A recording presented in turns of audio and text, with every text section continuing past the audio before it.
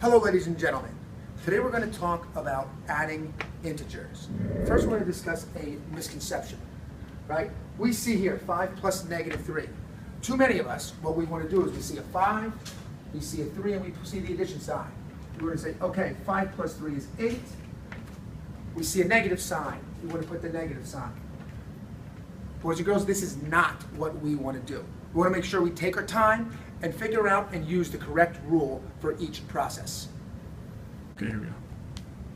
First, we're going to look at adding integers that have the same sign, meaning positive plus positive or negative plus negative. We all by now should be able to do positive numbers, but let's look at a visual representation of what we are doing. I'm going to use plus signs to represent positive numbers. I'm going to use minus signs to represent the negative numbers. So number 1 here, if I have 3 plus 6, well, I take my 3 plus signs, I'm going to add 6 plus signs, and then I'm going to count. 1, 2, 3, 4, 5, 6, 7, 8, 9. So my answer to 3 plus 6 is positive 9. Number 2, 4 plus 2. We're going to start with our 4 plus signs. We're going to add 2 plus signs. We're going to count them, 1, 2, 3, 4, 5, 6, to get an answer of 6. Now, we're going to use the same method when we have negative plus negatives. Okay? So we're going to start here with negative 7. So I'm going to draw 7 minus signs. We're going to add to it a negative 1. So what we are going to do is we're going to count our negative signs to determine our sum. 1, 2, 3, 4, 5, 6, 7, 8. We have 8 negative signs, but because it's negative, we're going to keep that negative sign there. Number 2, we're going to start with 3 negative signs. We're going to add to it 3 more negative signs, and when we total them up, 1, 2, 3, 4, 5, 6, we have 6, and we're going to keep our negative sign. Now, hit pause and try these 5 problems on your own. If you need to, feel free to draw plus signs for the positive numbers and negative signs or minus signs for the negative numbers.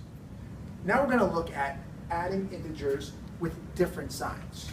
We're going to use the same process. We're going to use plus signs to represent the positive integers and minus signs to represent the negative integers. So I'm going to start at number 1, 4 plus negative 2. I'm going to use 4 plus signs to represent the positive 4. I'm adding to it a negative 2. So I'm going to use 2 minus signs to represent that. Now, in this case, we cannot just count these because what we have created are 0 pairs. Anytime we have a plus sign and a minus sign, we create a 0 pair. So what I'm going to do is I'm going to put a 0 around each 0 pair. If we recall, anytime a plus and a minus are together, it equals 0. So if these two together equal 0, what do I have left? I have 2 plus signs. My sum will be positive 2. Looking at a similar problem with the signs just switched around, let's see what happens. We're going to start with representing with 1, 2, 3, 4 negative signs, and we're going to add to it a positive 2. Once again, we're going to create 0 pairs wherever a plus and a minus match up. So we're going to put a 0 and a 0 and see what we have left, which we see we have 2 negative signs, which will represent a negative 2. Last, let's see what happens if we take 3 plus negative 3. We're going to start off with 3 plus signs. We're going to add to it 3 minus signs, and we're going to make our zeros. As you can see, we have nothing left over. If we have nothing left over, we have 0 as our sum. Once again, click pause and give a try to these 5 addition problems with different signs.